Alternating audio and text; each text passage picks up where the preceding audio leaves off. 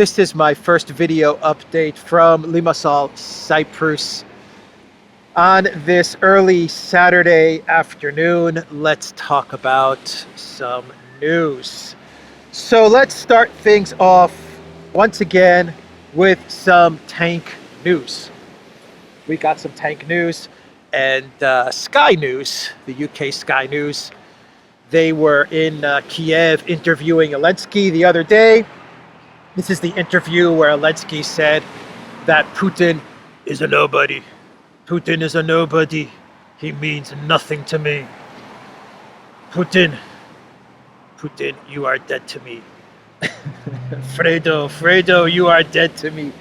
that was Zelensky a couple of days ago, where he was speaking to Sky News, talking about his feelings with regards to Putin, and should Putin come along and ask Zelensky for some sort of ceasefire, Zelensky would be like, no way, no chance, no how. Anyway, there was another question that the Sky News reporter had for Zelensky, and we've actually got a video segment of this question from the Sky News reporter.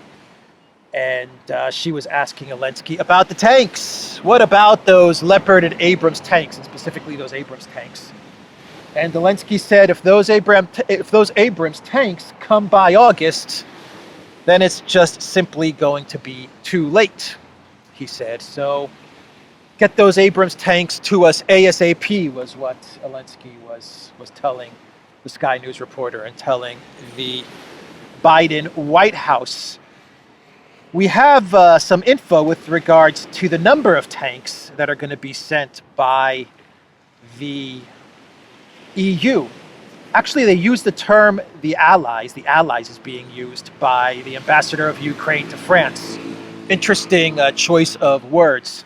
The ambassador of Ukraine to France, Vadim Omachenko, said that the Allies will transfer a total of 321 tanks to Kiev. The delivery dates are different in each case, but we need this help as soon as possible. That was a statement from the ambassador of Ukraine to France. We have some news that Germany is going to be delivering a total number of tanks, when all is said and done, of 88 Leopard tanks. That's going to be the grand total of tanks that Germany will be delivering to Ukraine. They're going to start off with 14 tanks, 14 Leopard 2s, and then they're going to work their way up over time to deliver 88 tanks to Ukraine. The Ukraine defense minister, he said, and I quote, "They didn't want to give us tanks. Now they're giving us tanks. Apart from nuclear weapons, there is nothing left that we will not get." CNN ran an article just the other day, and they said that Ukraine's new tanks won't be the instant game changer some expect. Think of the propaganda victory for Russian President Vladimir Putin if pictures emerge of disabled American tanks on a Ukrainian battlefield. And we have articles running from the Telegraph, as well as the New York Times, where they are also weighing in on these tank deliveries. And the Telegraph, they are saying that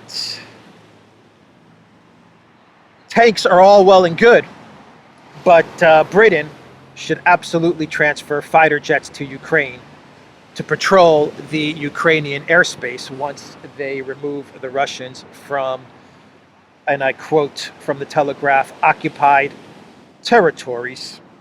Britain may transfer fighter jets to Ukraine to patrol the airspace, but only after Russian troops withdraw from the occupied territories, according to the Telegraph. The New York Times says tanks alone won't turn the tide of the war in Ukraine. The United States will have to step up its training program to ensure the Ukrainian military can use all Western-provided equipment effectively. NATO tanks will not be the silver bullet that will allow Kiev to win the war, says the New York Times. But the United States military will once again attempt to remake an army in its own image to give Ukraine the best chance to break through entrenched Ukrainian defenses. The Ukrainians will undergo an accelerated course in what the U.S. military calls combined arms training, which the U.S. units themselves take months, if not years, to master. It is not yet clear how realistic it is for the Pentagon to train Ukrainians in the complexities of a combined arms maneuver warfare in a short period of time. That is a direct quote from the New York Times. So you see where all of this is heading. All of this is heading towards an eventual announcement, acceptance, slow walking of NATO is fighting Russia. That is where they want to take us, whether it's the Telegraph saying, well, we should really get fighter jets to patrol the airspace of Ukraine, but once Russia leaves Ukrainian occupied territories, 2 articles from the New York Times, which is saying that tanks are not going to be enough. What we really need is combined arms training, and we need to train Ukrainian troops along with tanks and Bradleys and long-range missiles and all of these things, so that Ukraine can have a chance to win the war. Statements from the defense minister of Ukraine saying everything that we ask for we get outside of nuclear weapons. So he's just basically alluding to the fact that next we're going to ask for fighter jets, and once we get the fighter jets, we're going to ask for troops and a NATO involvement in this conflict. And all of these articles are coming out now, and they're talking about all of these things with regards to arming Ukraine, because eventually they want to take the entire collective West to just accept the fact that NATO and the collective West is at war with Russia. That is where they want to take us. It's going to take 3, 4, 5 months, but they're slow walking us there. Actually, I would say right now they're fast walking us there, because they've pivoted very quickly from tanks to now fighter jets. It's been about maybe 4 or 5 days since we've gone through the whole tank thing, and now they're already talking about fighter jets. This is exactly where they want to take us. And after the fighter jets, as CNN says, when Putin annihilates these 321 tanks, we're going to get the fighter jets, and after the fighter jets, we're going to get the troops.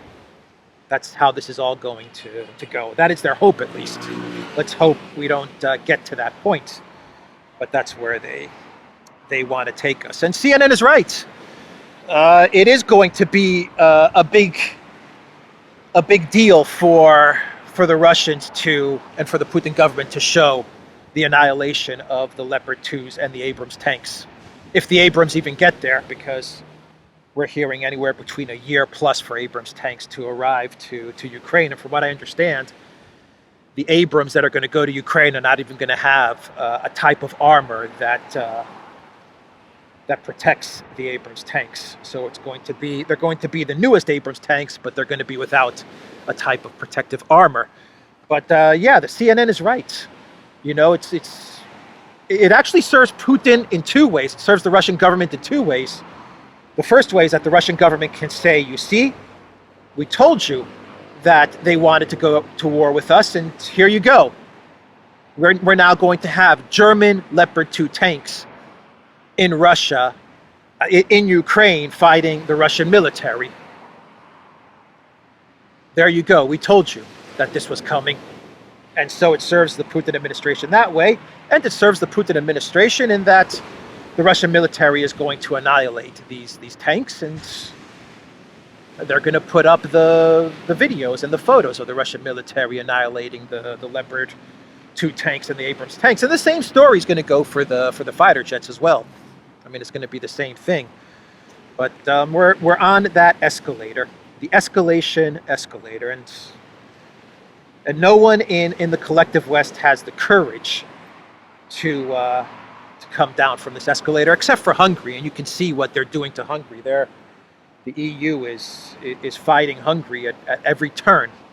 You know, they're giving Hungary an absolutely hard time on all issues: economic, domestic, getting EU funds that are owed to Hungary to the Orban government. You have the Zelensky regime recruiting ethnic Hungarians from the Transcarpathian region, and we're getting reports that the Zelensky regime is recruiting everybody in that region.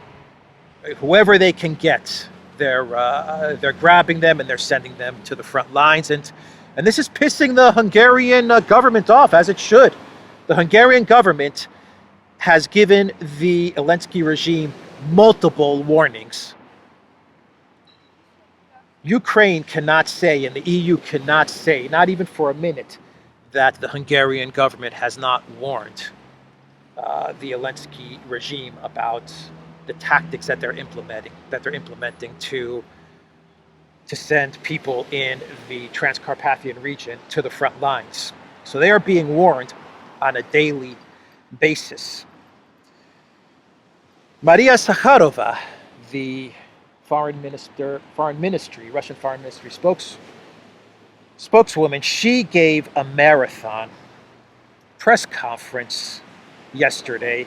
We're talking something like 3-4 hours, and she used the Olaf Scholz approval of Leopard tanks to hit out at the collective West.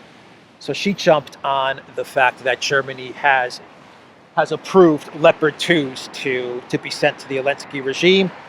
And she hit out at Olaf Scholz, at Germany, at the collective West. There was a point during the press conference, and she took questions from everybody, by the way, but there was a point in the press conference where you could see Zakharova was visibly upset. I mean, she was very emotional about the fact that Germany and Olaf Scholz have approved the symbols of World War II to once again move through Ukraine to fight the Russians. And she also asked NATO and many leaders of the collective West, you keep on going on and on about how you're not a party to this conflict, but you have the German foreign minister coming out a couple of days ago and saying, we are a party to this conflict. We are fighting a war against Russia. And Maria Zakharova threw out a question to Stoltenberg, to NATO, to Olaf Scholz, to Annalena Baerbock. She said, what are you if you are not a party to this conflict? Because your foreign minister is saying you're fighting a war against Russia. Stoltenberg is coming out and saying we're not a party to this conflict.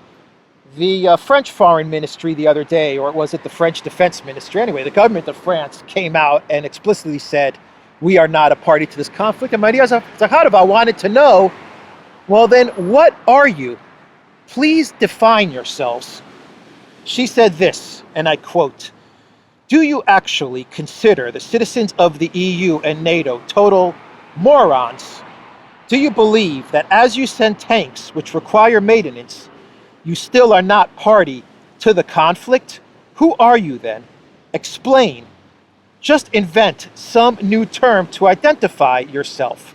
Citizens of NATO states should know their bloc is fully engaged in confrontation with our nation, and this confrontation is escalating.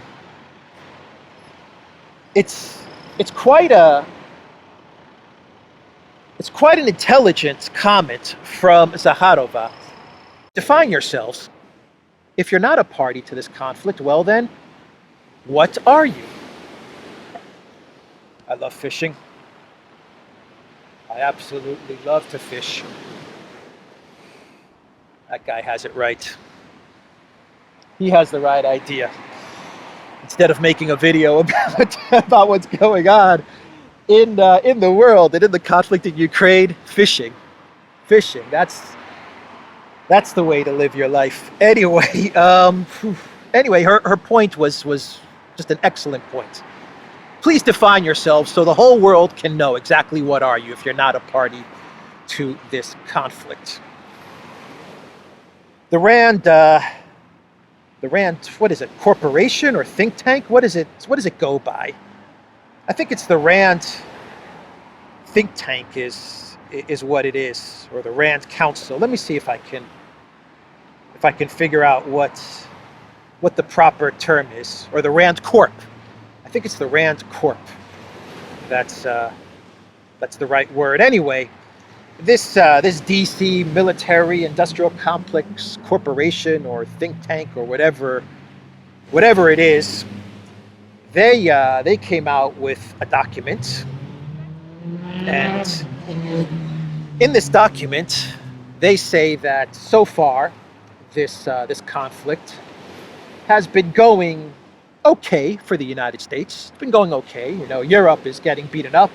They say Russia is getting beaten up, but the U.S. is getting beaten up, granted, but it's doing all right. You know, it's taking the punches and it's doing okay. But they said that in the long term, as this conflict drags on and on and on, well then, it's going to really start to hurt the United States. And they are advising the Biden administration or any administration that the United States really has to think about some sort of long-term off-ramp. Not that things are going bad for the U.S. now, but as this war drags on and on and on, and they're saying they don't see any way to end this war quickly. That's what RAND is saying. But what the U.S. government should start doing ASAP in order to prevent this war from dragging on and on and on, because the Russians are showing a resolve to see this thing through, is that they should start to look for some sort of an off-ramp to this, because as this drags on, the U.S. is going to start to feel some more pain, and this is their conclusion to the document that they put out. A dramatic overnight shift in U.S. policy is politically impossible, both domestically and with allies.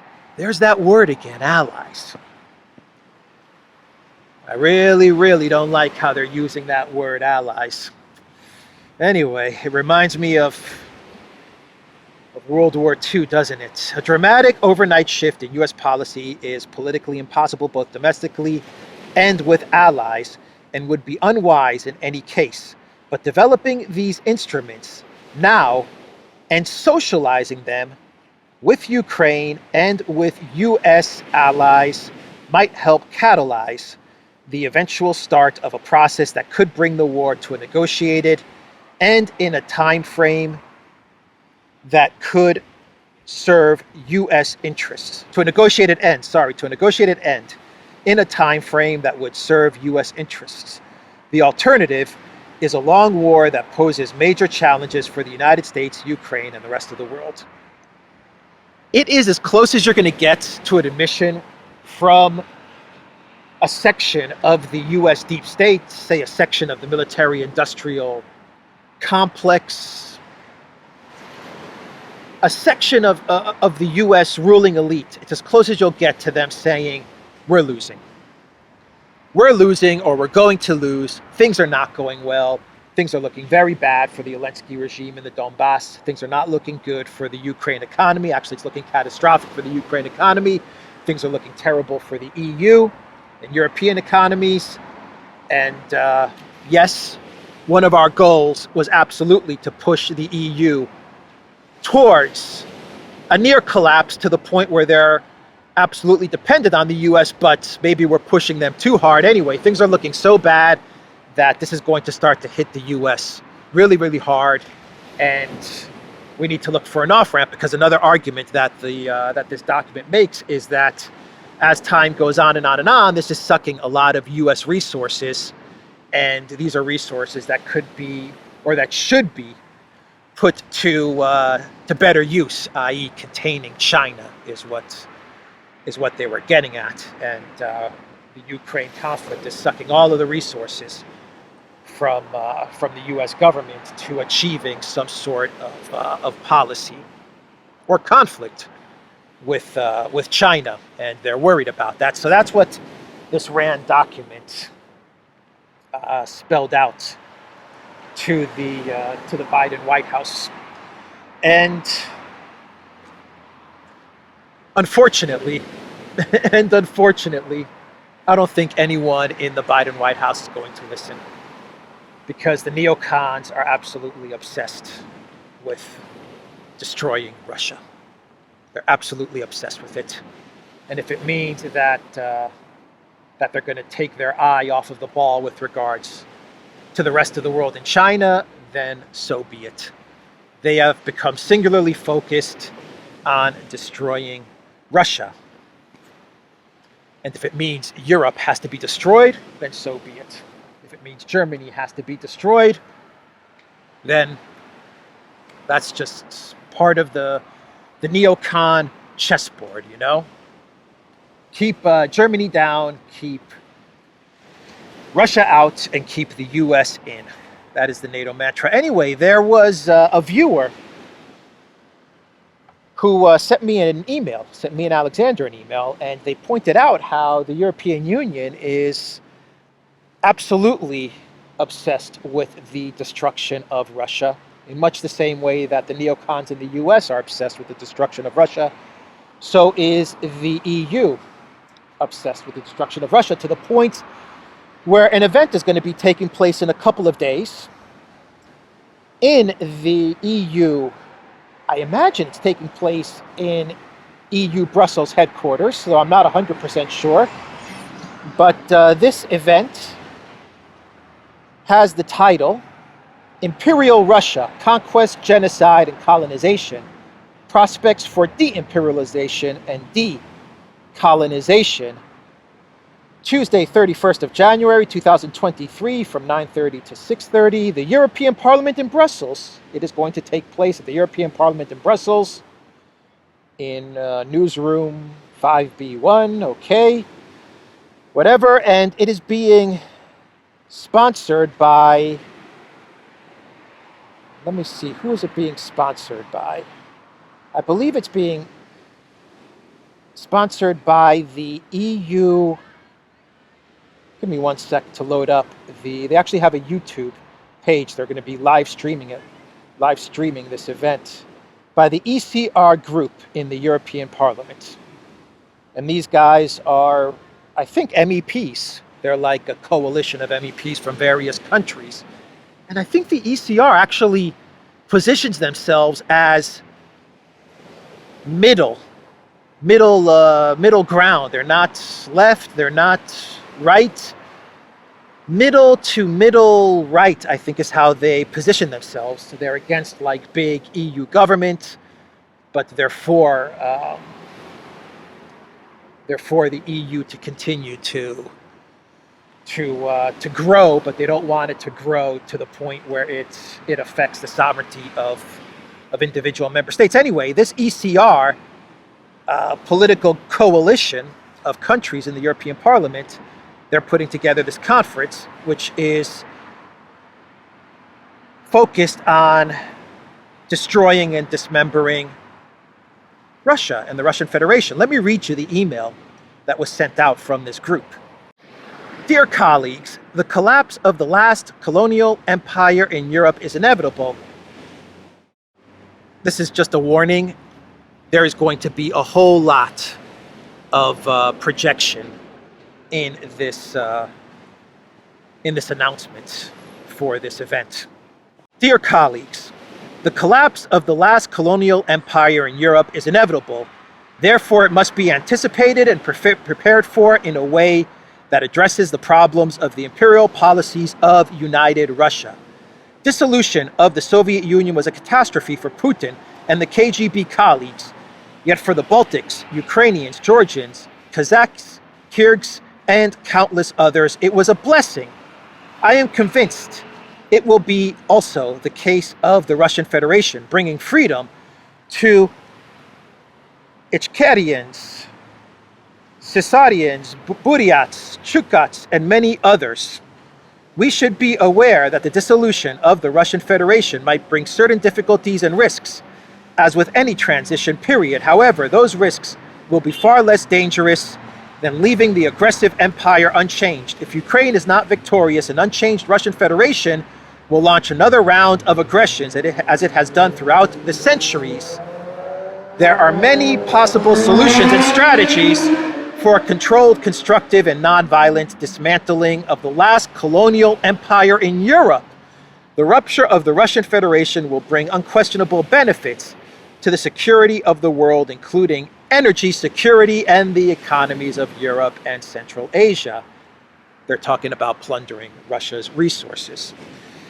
That is why, together with my colleague Kozma Zlotowski, we are glad to host numerous experts, historians, journalists, and politicians from both sides of the Atlantic, and leaders and representatives of more than 20 nations of the Russian Federation, who will gather in Brussels in the European Parliament to discuss prospects for the decolonization and de-imperialization of the Russian Empire. Join us for this important discussion. And then she has, the date, the time, the YouTube live stream links, the panel groups, like panel 1 is Imperial Ideology from Muscovy to the Russian Mir, Conquest and Exploitation, moderator Anna Fotyga. Panel 2, Impact of Moscow's Aggression on Ukraine and Nations and Regions in the Russian Federation, moderator Kozma Zlotowski. There's a press conference. Panel 3, De-imperialization and Decolonization, the prison of nations after the war. Panel 4, Western policy towards Russia beyond the status quo, and it has a whole bunch of neocons, I guess, as well as journalists and Russian citizens or Russian political thinkers or Russian journalists who are unhappy with Putin. And anyway, moderator for one panel, Robert Zile, an MEP, Anya Fotka. I don't know these MEPs, nor do I particularly care. They're all a bunch of crazies in my book, and they're suffering from some serious delusion. But this is like level 10. This is like level 12 projection. But once again, this plays right into the hands of the Russian government. They can take events like this, which is going to be live streamed from the parliament in Brussels. What does that tell you? They can take events like this and say, you see, their ultimate goal is the balkanization of Russia. This is an existential threat. The collective West is an existential threat to us. There you go. They're having events at the European Parliament focused on how to break up the Russian Federation. What more do you need? How would countries in the EU, or how would collective West countries like it if Russia held events as to how to break up a country in the EU? Just pick a country, and Russia held an event about how to break up a country in the EU because of its imperialist or colonialist past and its colonialist nature. How would they like that? And Russia invited speakers from this country. They invited journalists from this country, and then they invited speakers from China and India and other countries that have undergone imperialist and colonialist histories, and they invited them to this conference, and they had panel groups, and they live streamed it, and the conference took place inside the Kremlin. How would they like that? The Italian defense minister, he said, and I have to find this quote. I always lose these quotes. Let's see here. Give me a second. Let me give you a view of the ocean as I look for this quote. Okay, here we go. The Italian defense minister said, "The Third World War would have started at the moment when Russian tanks would have appeared in Kiev and on the borders of Europe. Preventing their arrival is the only way to stop World War III." This is according to the Italian defense minister.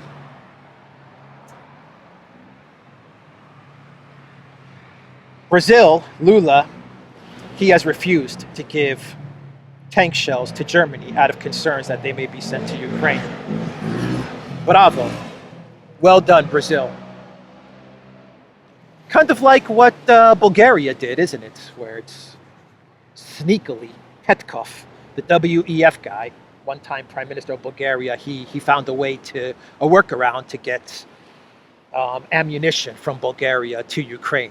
And now he's openly coming out and admitting it. Well, Lula and Brazil is saying, what do you think? We're stupid, Germany? We know exactly where our weapons, equipment, ammo, shells are going to go. And we don't want any part of this. And it shows that Lula is absolutely committed to BRICS. It also shows that he's committed to finding some sort of off-ramp and peace to this conflict. It also shows that Lula's got some balls to tell Germany no, because when you tell Germany no, effectively you're telling the United States no.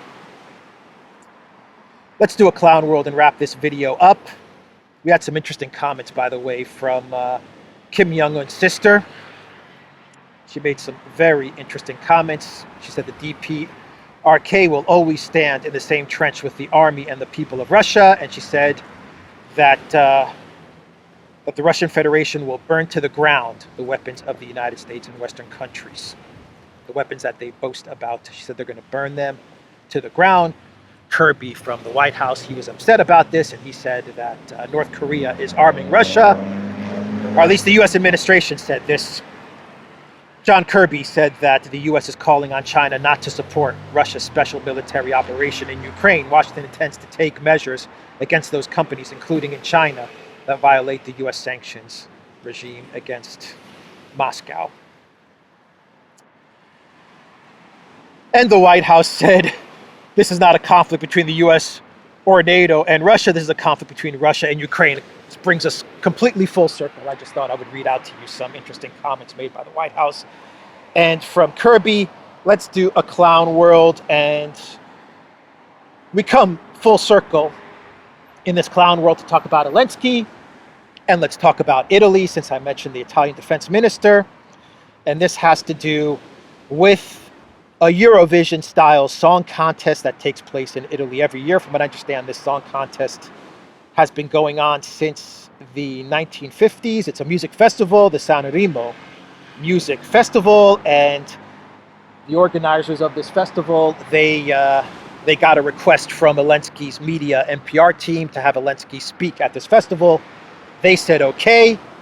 Italians said, we don't want any part of this. We don't want Zelensky speaking at this song festival. And they now put out a petition to get Zelensky removed from addressing this song festival. And Deputy Prime Minister Matteo Salvini even came out and told reporters that this event should remain the festival of Italian song and nothing else. The petition that Italian citizens got underway blames the Ukrainian conflict on NATO and on Kiev's brutal repression of Russian speakers in Donbass. At this moment, it has gotten 33,000 signatures, according to Reuters. It calls on organizers of the Sanremo Music Festival, which is a Eurovision-style contest held every year since the 1950s, to withdraw their invitation to Zelensky, who is set to speak via video link on the final night of the contest of February 11th. Zelensky, I don't know how he sings, Salvini told reporters on Thursday. If I have time to watch, it will be to listen to songs, not to listen to anything else. Salvini did say that while he supports the Western position on the conflict, the stage at Sanremo should remain reserved for music. Absolutely agree with Salvini there. It should remain reserved for music. Of course, Salvini has to say that he supports the Western position. Italy, very much like Germany, is a hostage to the neocons, but that is the clown world. Zelensky speaking at the Sanremo Song Festival.